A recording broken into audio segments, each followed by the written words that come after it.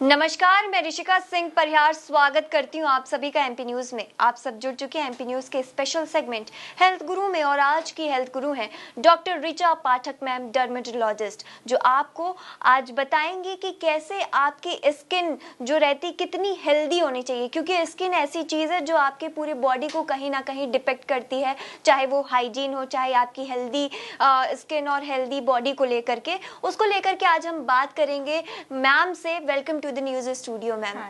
Ma'am, अभी आप देख सकते हैं कि हेयर फॉल और प्री मेच्योर ग्रेइंग देखने को मिलती है लोगों में, तो मैम ये केसेस क्यों बढ़ते जा रहे हैं और आम हो गई ये बातें? आजकल जनरल ये है कि लोग अपने हेल्थ के लिए अवेयर नहीं है बिकॉज ऑफ कहीं ना कहीं आपका जो स्टडी है, आपका एनवायरमेंटल कंडीशंस हैं, जो आप टाइम नहीं दे पा रहे हो ड्यू टू वर्क लोड्स। तो एक ये भी रीज़न होता है बिकॉज ऑफ कि जो आपका डेली रूटीन है वो कहीं ना कहीं आपके खान पीन पे इफ़ेक्ट डालता है, जिससे समय से पहले आपके वाइट हेयर्स होने लगते हैं। बिकॉज एक रीज़न उसमें से सबसे मेन ये है कि आज अगर देखा जाए तो विटामिन डी एंड B12 सभी में कम हो रहा है। अगर कहूँ पॉपुलेशन जो रेशियो है उसमें 90% peoples are suffering from the deficiency of vitamin D and B12। तो विटामिन डी जब हमारी बॉडी में कम होता है, B12 हमारा कम होता है, तो कहीं ना कहीं हमारा जो हार्मोन लेवल्स है वो इंक्रीज हो जाता है, जिसके कारण क्या होता है, मेलानिन सेल्स जो हमारे स्किन के कलर को, पिगमेंट को मेंटेन करते हैं, जो हमारा कलर बनाते हैं। तो हम कहते हैं जब मेलानिन शरीर में बनना बंद हो जाता है तब आपको व्हाइट स्पॉट्स होते हैं।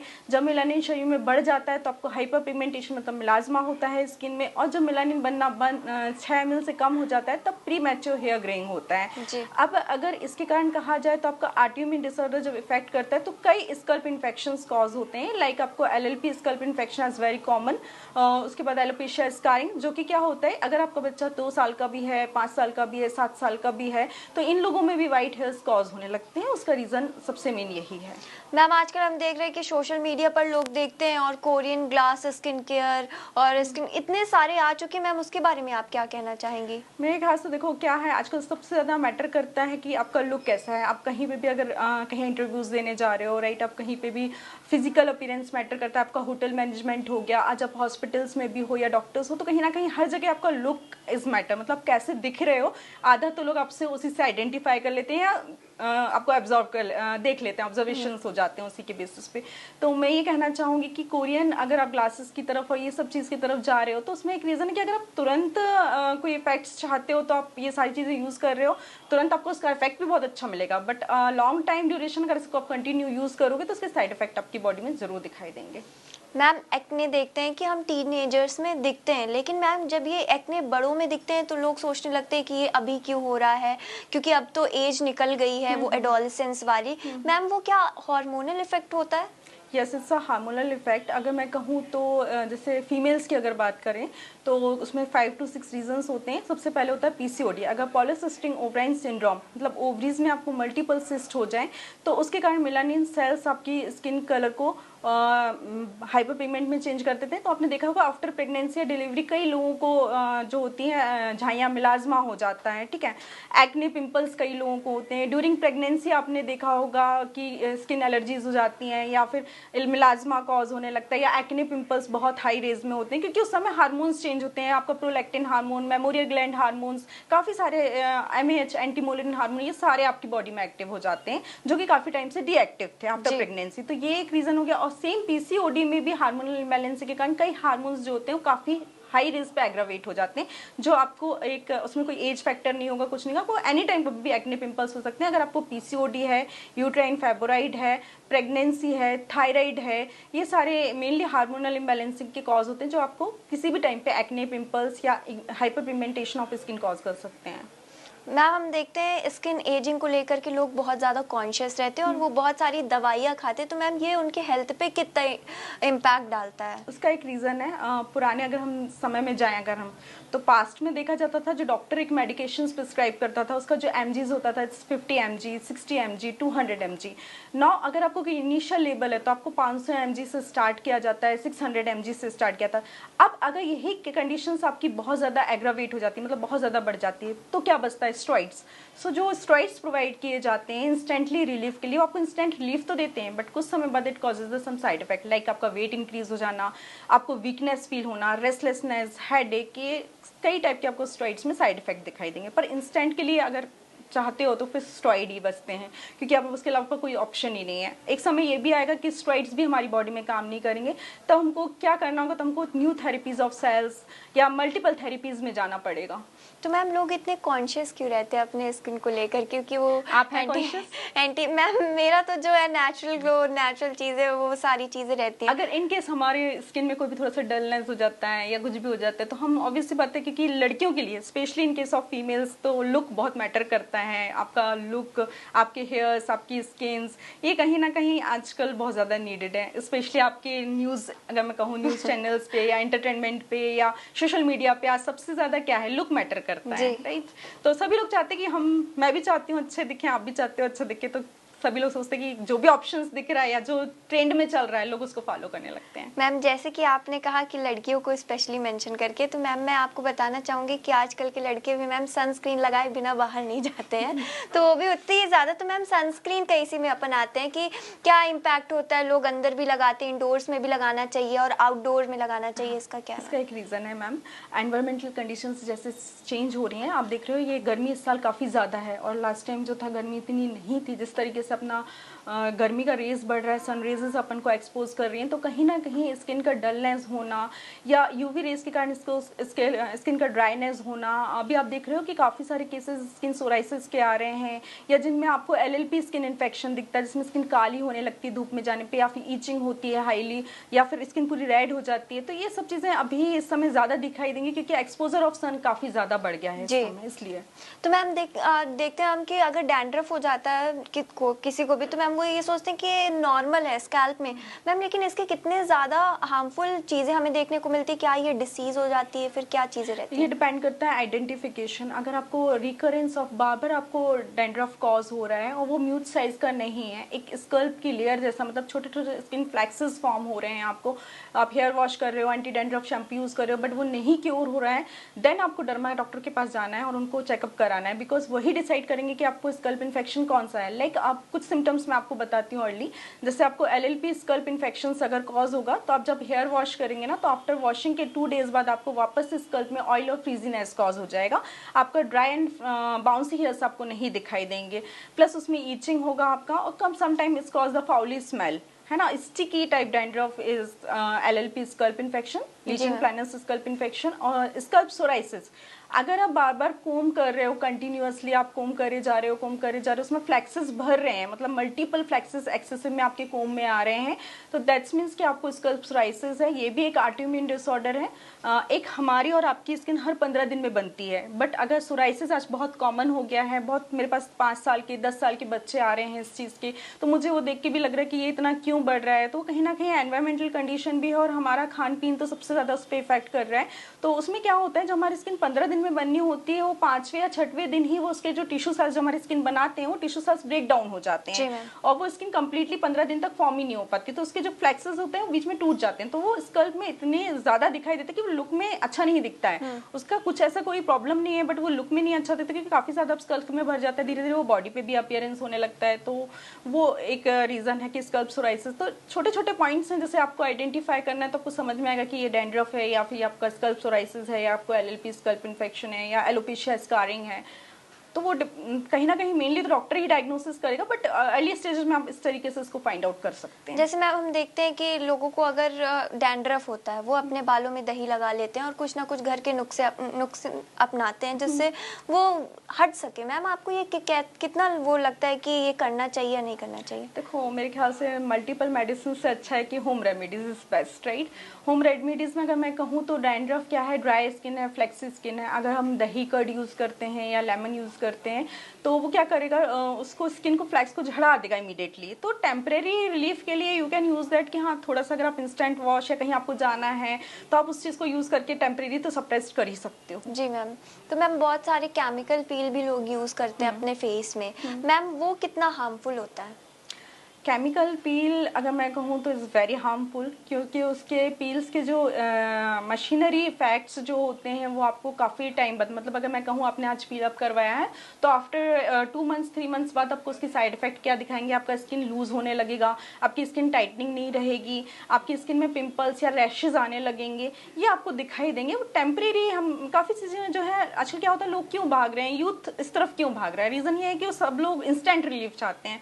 आज हम हैं यहाँ, वो है, हमारे पास इतना टाइम नहीं है कि हम मेडिकेशंस लिए काफ़ी टाइम तक यूज़ कर सकें, तो they want instant result, then go for the peel, laser treatments, right, collagen treatments, ये सब की तरफ हम लोग जा रहे हैं, राइट। जी मैम, तो मैम ये लेज़र ट्रीटमेंट कैसे होता है और उसका क्या इम्पैक्ट होता है बॉडी में?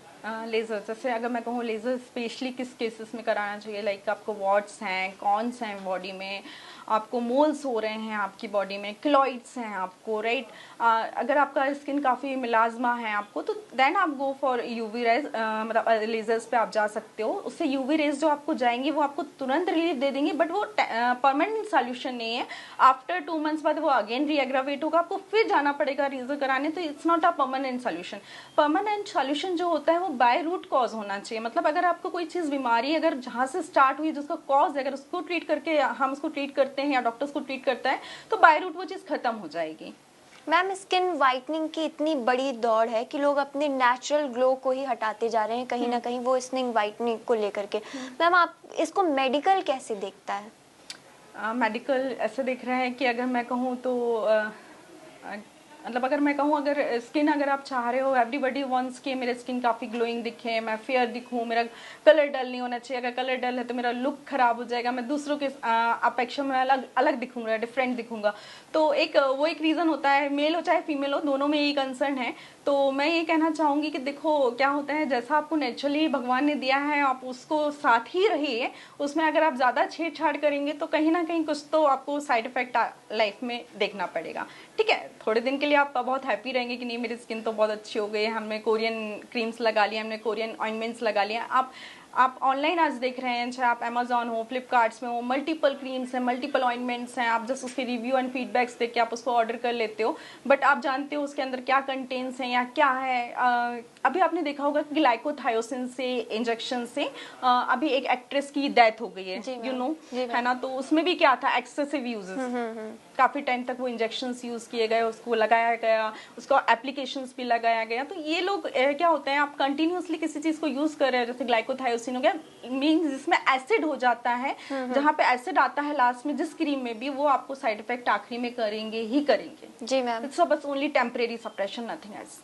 मैम मॉनसून हो गया, समर हो गया, विंटर हो गया, मैम सीजन 3 है और स्किन की ड्राइनेस और ह्यूमिडिटी सारी चीज़ें अलग अलग होती हैं। मैम आप क्या सजेस्ट करना चाहेंगी दर्शकों को कि कैसे सीजन वाइज हमें अपने स्किन केयर का ध्यान रखना चाहिए? मैं अगर कहूँ तो सबसे अच्छा स्किन के लिए होता है विटामिन सी, राइट। आप नेचुरली लेमन लीजिए, ऑरेंज जूस पीजिए, बेरीज लीजिए, कीवी फ्रूट खाइए, है ना, विटामिन D, B12 अपना बॉडी में अच्छा रखिए। अगर आप ये पानी वाटर इनटेक अच्छा रखिए, आप कम से कम 4 to 5 लीटर्स आज के डेट में, आप अगर ये जो गर्मी है इस कंडीशंस के हिसाब से आपको 4 लीटर पर डे कंज्यूम करना है। और आपका जो बकथॉर्न, आजकल सुना होगा एक बकथॉर्न करके बेरीज आती है, वो आप खाइए।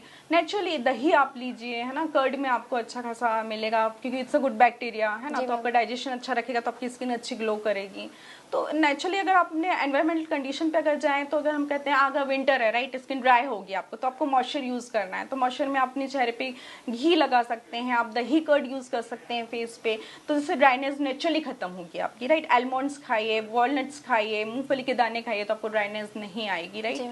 अगर बात करें इसमें गर्मी समर में, तो समर में स्किन क्या होती है, बहुत ज़्यादा मॉइस्चर करती है, स्वेटिंग होता है, लाइक एक्जिमा कॉजेज होते हैं, आपको इचिंग इरप्शंस किसी को होता है, किसी को एपिटोपिक डर्माटाइटिस कॉज हो जाता है। तो ये सब रीजंस क्या है, एक्सेसिव स्वेटिंग के कारण। तो आप अपनी बॉडी को कैसे ड्राई कर सकते हैं, तो दही हो गया, आपका छाछ हो गया, ये आप दिन भर अपनी डाइट में 2 से 3 बार लीजिए। लेमन के जूसेस पीजिए आप, ठीक है, आप ऑरेंज इस समय अच्छा खासा मिल जाता है, वाटरमेलन है। तो ये अपने डाइट जितना अच्छा हेल्दी रखेंगे अपनी। मैं सबसे मेन आपको एक चीज़ ये ज़रूर बताना चाहूँगी कि अगर शुगर आज सबसे मेन कॉज है आपका, अगर आप यंग, आपकी एज जो ढल रही है, आप यंग नहीं दिख पा रहे हैं, तो मेन रीज़न है कि अगर आपका बॉडी में शुगर कंज्यूम ज़्यादा है, आप मीठा ज़्यादा खाते हैं, चाहे आप बेकरी फूड्स में ले लीजिए, चाहे आप मिठाई में, स्वीट्स में चले जाइए, चाहे चॉकलेट्स में चले जाइए, तो ये एक सबसे मेन रीज़न है कि कोरियन, आप लोग कहते हैं ना कोरियंस ग्लासेस स्किन बहुत अच्छी होती है, कोरियंस वालों की स्किन क्यों अच्छी होती है, उनका सबसे मेन कॉज है कि वो लोग ना स्वीट्स नहीं खाते हैं, दे यूज द स्टीमिंग फूड, ज़्यादा ऑयली फूड नहीं लेते हैं, स्टीम फूड्स खाते हैं, उनके में मीठे होता ही नहीं है। तो ये सब चीज़ अगर आप अवॉइड करेंगे ना, तो नेचुरली आपकी स्किन जो है वो ग्लो करेगी। जी मैम। मैम, स्किन कैंसर के शुरुआती लक्षण क्या होते हैं जिसे लोग इग्नोर करते हैं? अगर आपको continuously extra cells growth of skins हो रहे हैं, अगर कहीं भी आपकी बॉडी के स्किन्स पे कहीं एक्स्ट्रा सेलुलर ग्रोथ नज़र आ रही है, लाइक आपको लाइफोमा, मतलब एक आपको सिस्ट दिखाई दे रही है बट वो नॉन पेनफुल है, आपको वॉट्स कंटिन्यूसली पूरी बॉडी में होते जा रहे हैं, मल्टीपल कॉज होते जा रहे हैं, आपको मोल्स मल्टीपल्स हो रहे हैं, है ना, आपको कॉन्स मल्टीपल हो रही हैं जो जा नहीं रही हैं, आपको क्लॉइड्स है, क्लॉइड्स भी आपको पिगमेंटेशन के साथ एक अपीयरेंस ऑफ स्किन एक्स्ट्रा दिखाई देगा। अगर ये चीज़ आपकी बॉडी में कहीं नज़र आ रही है तो आप तुरंत डॉक्टर को दिखा के कंसल्ट करिए और उसको अपने तौर पे मत ट्रीट करिए। मैं आजकल, क्योंकि लोग बहुत सारा ऑनलाइन देख के अपने अकॉर्डिंग ही यूज़ कर लेते हैं, बिना डॉक्टर के प्रिस्क्रिप्शंस के मेडिकल्स पे परचेसिंग कर लेते हैं और यूज़ कर लेते हैं, तो वो चीज़ एक गलत है। क्योंकि हम लोग जो डॉक्टर्स बैठे हुए हैं, कहीं ना कहीं हम लोगों ने काफ़ी सारा एजुकेशन पढ़ाई की है, उस चीज़ को बहुत डीपली स्टडी किया है, सो वी नो कि हमको क्या प्रोवाइड करना है, क्या प्रिस्क्राइब करना है। तो ये आजकल बहुत ज़्यादा चलाओ में कि गूगल में सर्च कर लिया, यूट्यूब में सर्च कर लिया और आप लोग मेडिकल में गए, मेडिसिन परचेस किया, या यू कैन यूज़ इट। तो इसके साइड इफेक्ट होते हैं, तो वो फिर then you go for the doctors कि मैम मुझे साइड इफेक्ट्स हो गए हैं, मैंने ये यूज़ किया था, तब तो काफ़ी टाइम निकल चुका होता है। मैम, बच्चों की एलर्जीज को देखें हम, वो बढ़ती जा रही, कहीं ना कहीं स्किन एलर्जीज बढ़ती जा रही, इसकी क्या वजह है ma'am?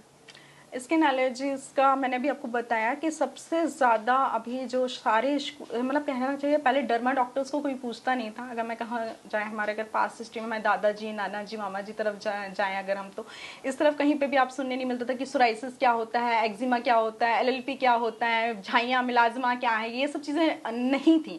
Now it's in a day ये बच्चों में भी बढ़ रही हैं, बड़ों में भी बढ़ रही हैं, मतलब हर एज फैक्टर में ये इंक्रीज हो रहा है। उसका एक सबसे मेन रीज़न है कि vitamin D, B12, calcium, zinc ये कम हो जाता है। कुछ बहुत अर्ली सिम्टम्स होते हैं। अगर बच्चा पैदा हुआ है, नॉन क्राइंग बेबी है, तो आपको ध्यान देना है। बच्चा कंटिन्यूसली नेल्स बाइट कर रहा है तो आपको ध्यान देना है। इनको स्किन एलर्जीज हो सकती है, इनको कोल्ड कफ हो सकता है, रेनेटस एलर्जीज हो सकती हैं, राइट, या आपको स्किन एलर्जीज हो सकती हैं, हो सकता है आपको एलोपेशिया की स्टेजेस हेयर्स में आए, है ना। तो ऐसे कई अर्ली सिम्टम्स होते हैं जो कि डिफिशियंसीज को बताते हैं, लाइक नेल्स बाइटिंग, मतलब जी, अगर आप जिंकोविट टैबलेट या जिंकोविट सायरा बच्चे को दे देंगे 2 मंथ्स 3 मंथ्स, तो वो ये चीज़ उसकी ऑटोमेटिकली चली जाएगी बिना किसी परेशान किए हुए कि बच्चा नाखून खा रहा है, गंदी चीज़ जा रही है, बैक्टीरिया जा रहे हैं। वो भी एक है, फिर बार बार रिकरेंस ऑफ कोल्ड कफ होता है, रेनाइटिस एलर्जीज कॉज होती हैं, फिर यही चीज़ स्किन एलर्जीज को कॉज करने लगता है कुछ समय बाद। जी मैम। तो ये सब चीज़ें हैं। हम देखते हैं कि आजकल यंग एज में भी बहुत ज़्यादा लोग बोटॉक्स और फिलर्स से कहीं ना कहीं अट्रैक्ट होने लगे। क्या इसकी मैम सही एज होती है?